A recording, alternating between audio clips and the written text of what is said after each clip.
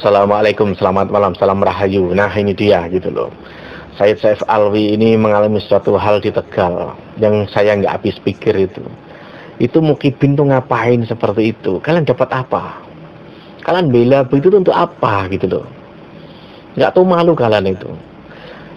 Harus kalian tahu, Said Saif Alwi itu orang yang masa mudanya dia tuh kenyang kehidupan keras di jalanan.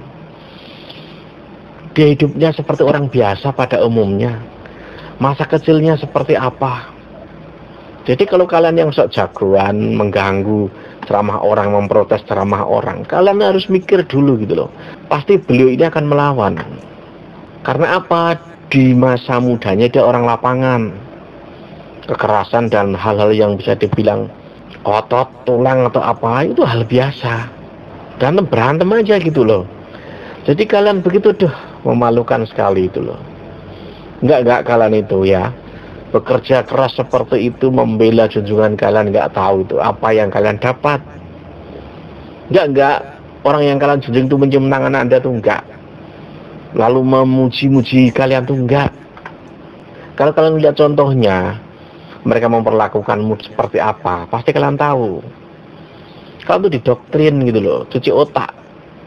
Makanya banyak ngaji. Dan satu lagi harus banyak belajar ilmu sejarah. Dengan banyak ilmu sejarah kalian tuh tidak akan mudah dibohongi, didoktrin.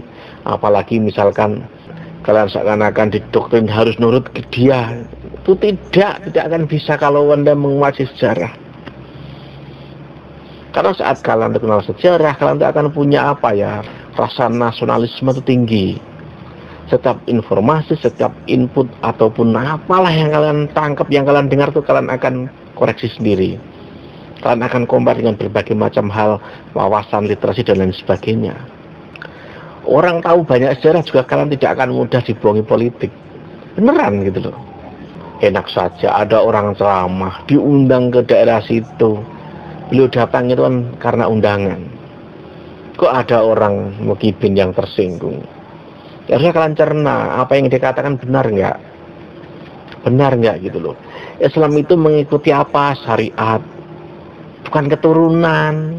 Kalau kalian mengikuti doktrin yang mengutamakan nasab, berarti kalian yang akan apa? Akan menyingkirkan hal-hal yang lain secara syariat. Justru nasab itu di kepala kalian lebih tinggi lah, itu salah. Soal pentingnya nasab dalam artian kalian itu menjunjung nilai keilmuan, keagamaan, kok semuanya di bawah nasab, itu salah. Ini lo membuktikan jika para Mukibin itu cara berpikirnya itu banyak yang salah. Kalian itu belajar agama atau belajar jadi pembantu. Kalian itu belajar agama atau belajar jadi pengikut yang membabi buta. Periksakan diri kalian itu.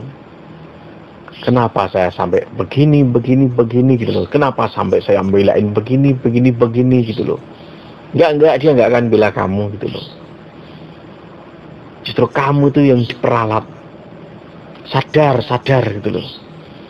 Ini dia videonya, enggak usah lama-lama, ini dia videonya. Ngerti? Karena ada pepatah Arab. Ngerti? Al-ilmu bil kasbi la bin nasabi. Ilmu itu harus diperjuangkan, diluruh, dicari, dikasap. Bukan karena nasab.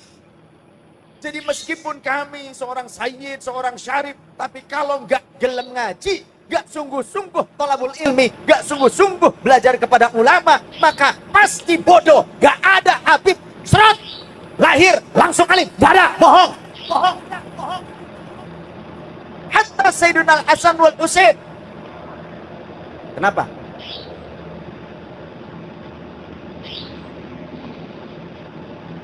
Jangan bicara nas. Saya bicara apa ini? Tentang apa?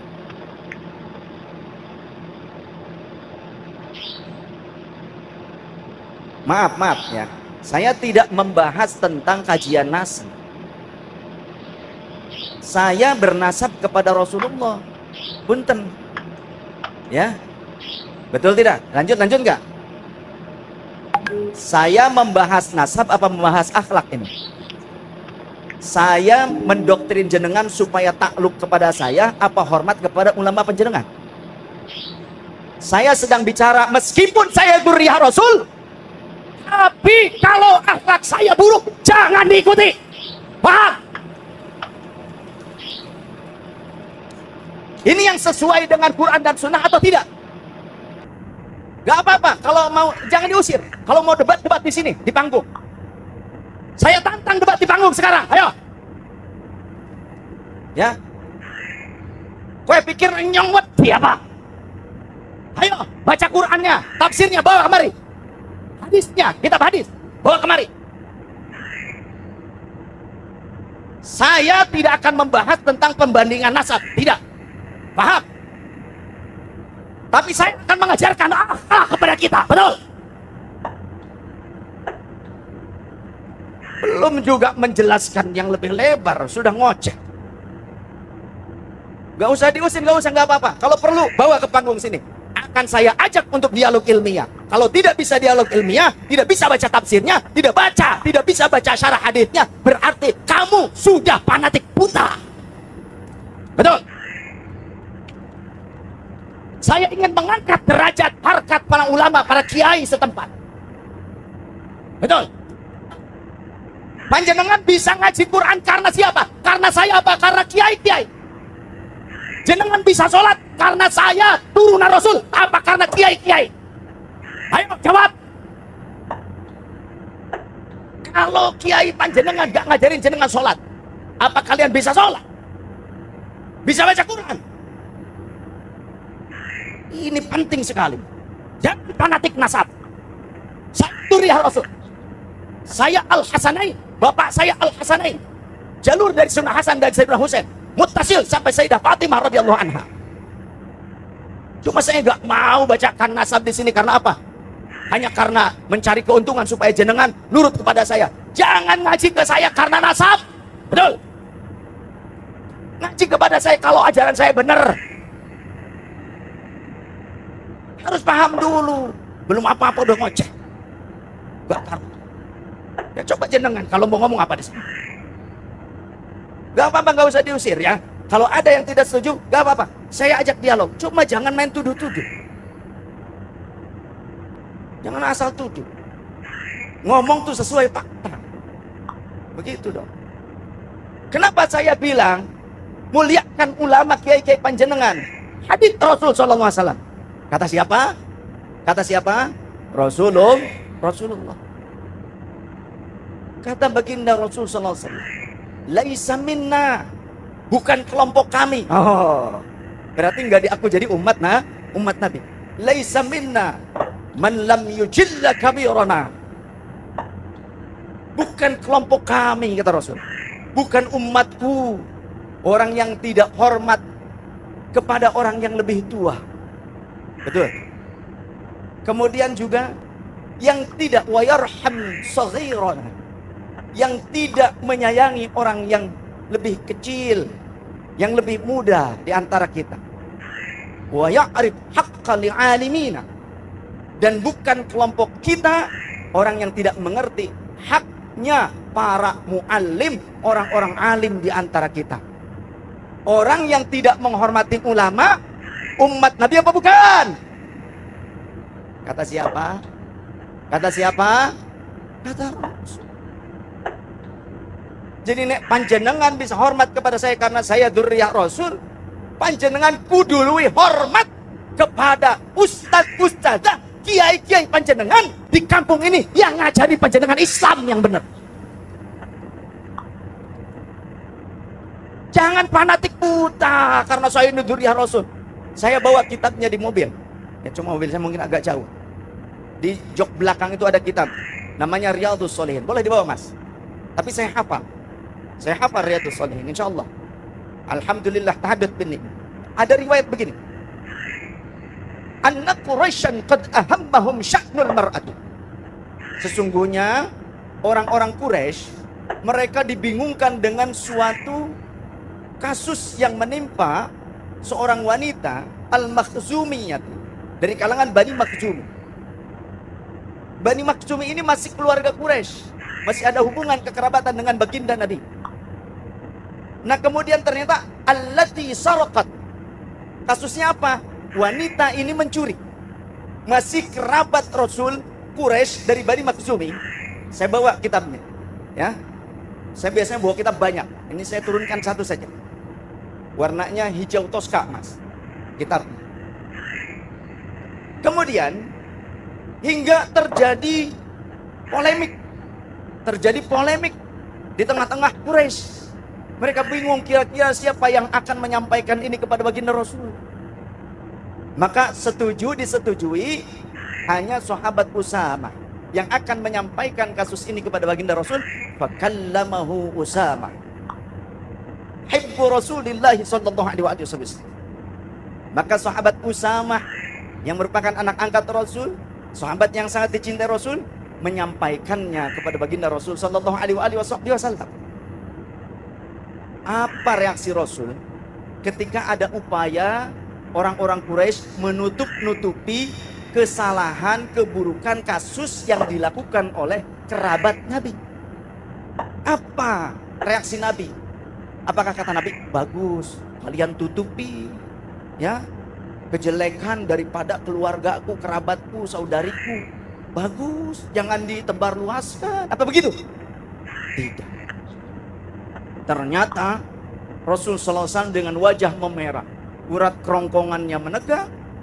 Kemudian Rasulullah sallallahu alaihi wasallam menegur para sahabat, termasuk yang menyampaikan itu yang menjadi juru bicara orang-orang Quraisy, yakni sahabat Usamah. Apakah kalian mau menyelamatkan atau menolong seseorang yang mencuri supaya lepas daripada hukum yang telah ditetapkan oleh Allah? Agar aku menutupi, kalian melaporkan itu karena dia adalah kerabatku, agar aku menutupi dia dari dijatuhkannya hukum terhadap dia karena dia adalah keluargaku. Wah, mulai Rasulullah thumma qama fakhtaba. Yes. Ya, enggak apa-apa ini ngerjain kameramen. Jangan tegang biasa. Saya memang seperti tadi, kalau urusan tegas-tegas, tapi kita bercanda ya bercanda, tapi tetap ngaji ilmu. Nggih, setuju? Ketegasan saya tidak akan berubah. Jangankan seperti itu. Saya itu hampir dibunuh beberapa kali, termasuk oleh habaib juga. Di Tangerang saya mau dibunuh oleh habaib. Di Cikarang, Bekasi saya mau dibunuh. Ramai di televisi waktu itu ditangkap. Tsumma qama faktataba. Kemudian Rasulullah berdiri dan berorasi, ayuhanna, wahai sekalian manusia, sesungguhnya hancurnya umat-umat sebelum kalian dikarenakan apa? Idza sarafa fihimud dhaif, idza sarafa fihimus syarifu. Jika seorang syarif, keturunan Nabi itu kan syarif, sayyid.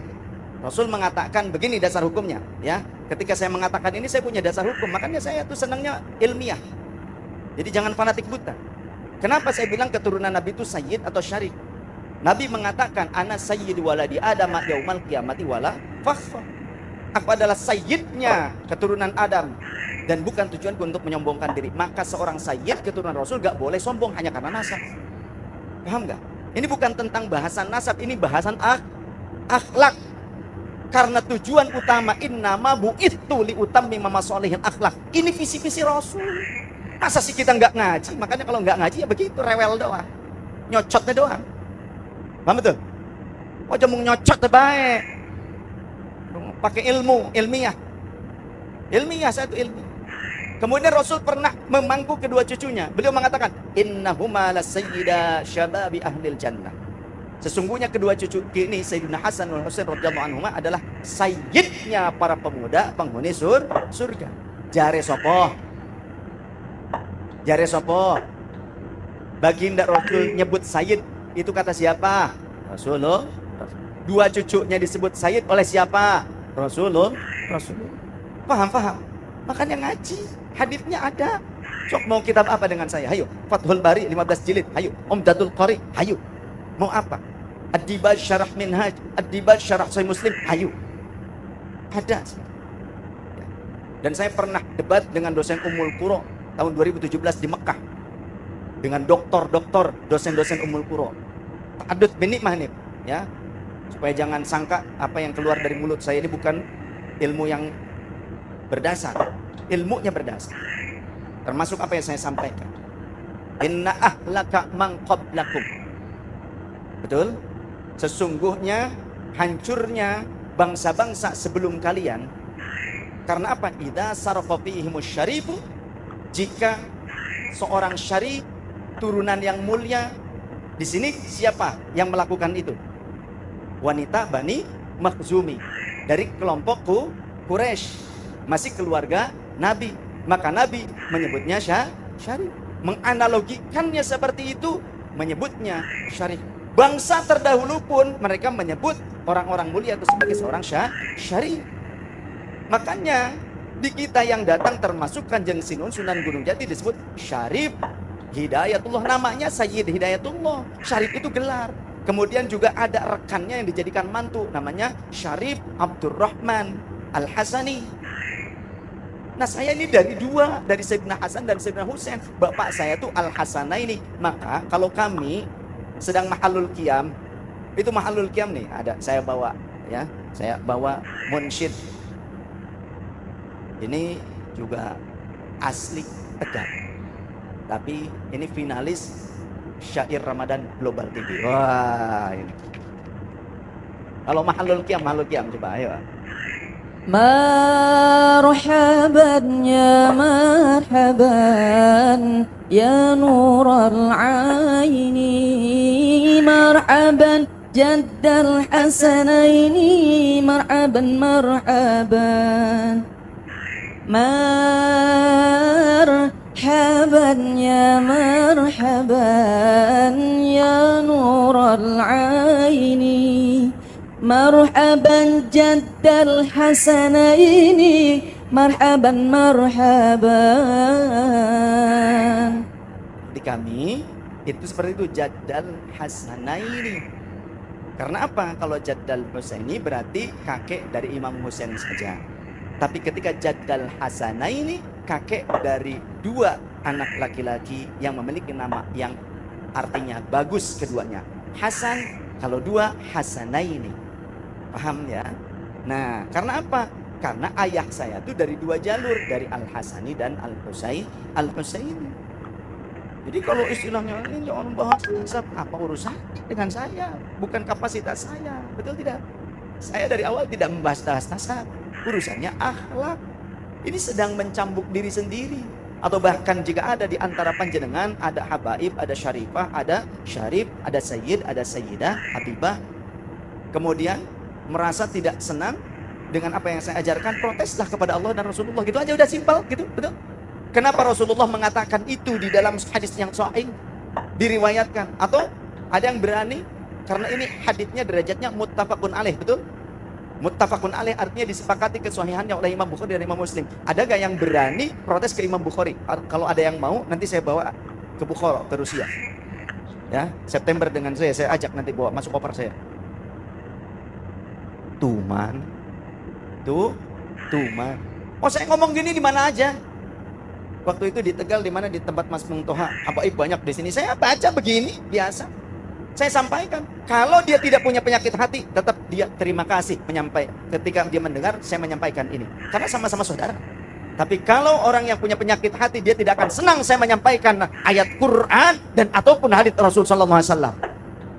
Betul? Pengennya kiai-kiai ini harus tunduk patuh, kalau diminta apa-apa harus ngasih. Saya akan melawan neo-feodalisme, siapapun orangnya yang ingin mengkapitalisasi para kiai-kiai kampung. Sok ngomong, terserah mau ngomong ke siapa. Saya sudah ngomong ke Abah dulu juga, kata Abah, oh saya gak apa-apa, lanjutkan. Tapi kalau di Pekalongan yang sedang-sedang aja, tanya ke Abah. Nih si Alwi, wallahi saya sudah pernah ngomong seperti itu. Jadi kalau jenengan merasa, oh kenapa ini kok Sayyid tapi kok begini, seolah-olah ya merendahkan apa? Saya sedang mengajarkan akhlak. Tujuan utama Rasul visi misinya apa? Liutammima masalihin akhlak. Kalau ada kata innama, seolah-olah tidak ada yang lain tujuan Rasul. Innama, hanya satu seolah-olah. Makanya belajar ilmu balaghah, ilmu mantik, belajar.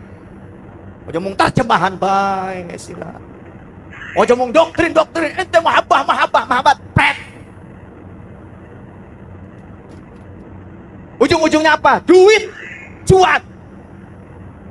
Yang akhirnya para kiai yang punya jasa besar mengislamkan masyarakat, mereka tidak dipandang sebelah mata pun oleh masyarakat sendiri. Saya sudah ngomong kok gak begini.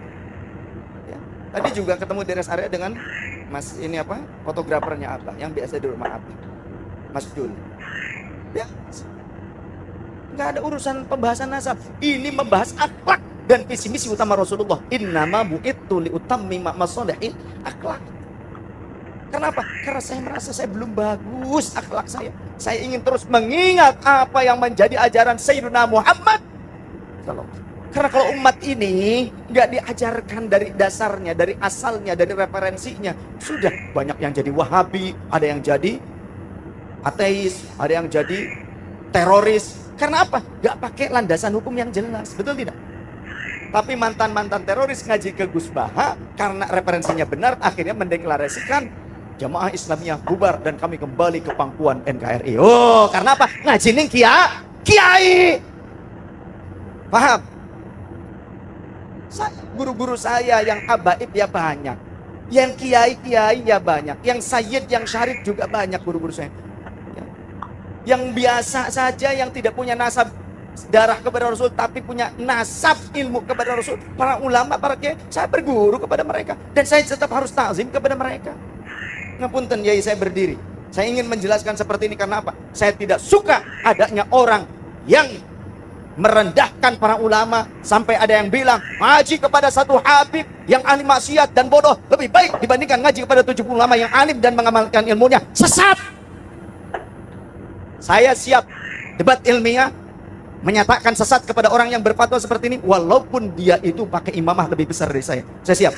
Ayo pakai referensinya. Mau ayat Quran yang mana, tafsirnya tafsir apa, kemudian hadits yang mana, kemudian syarah hadits yang mana.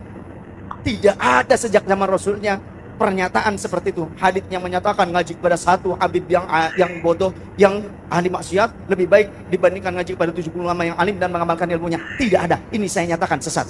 Oh, saya berani di mana-mana saya ngomong begini. Ayo kita buktikan secara ilmiah, gitu aja. Ini kata Rasul tadi, inna ahlaka man qablakum. Sungguhnya hancurnya bangsa-bangsa sebelum kalian karena apa? Bidasar qafihimus syarif. Kalau ada seorang syarif, saya ini leluhur saya ini syarif. Ada yang namanya Syarif Makhdum Hussein, ada yang namanya Syarif Hidayatullah, ada yang namanya Syarif Abdurrahman.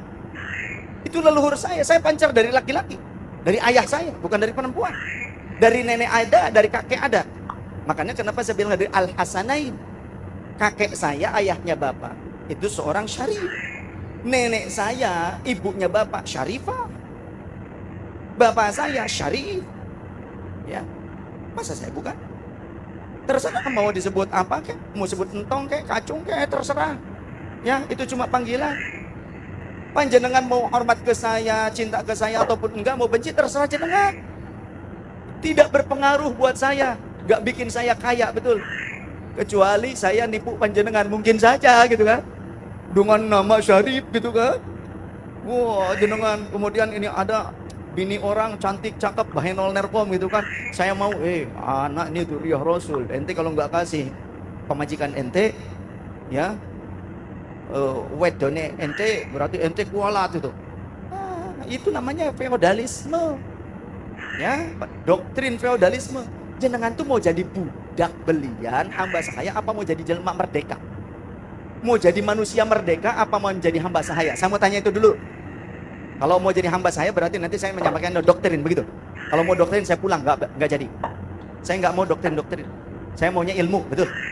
Sesuai dengan referensi ilmiah yang valid musalsalah dari Rasulullah sallallahu alaihi wasallam.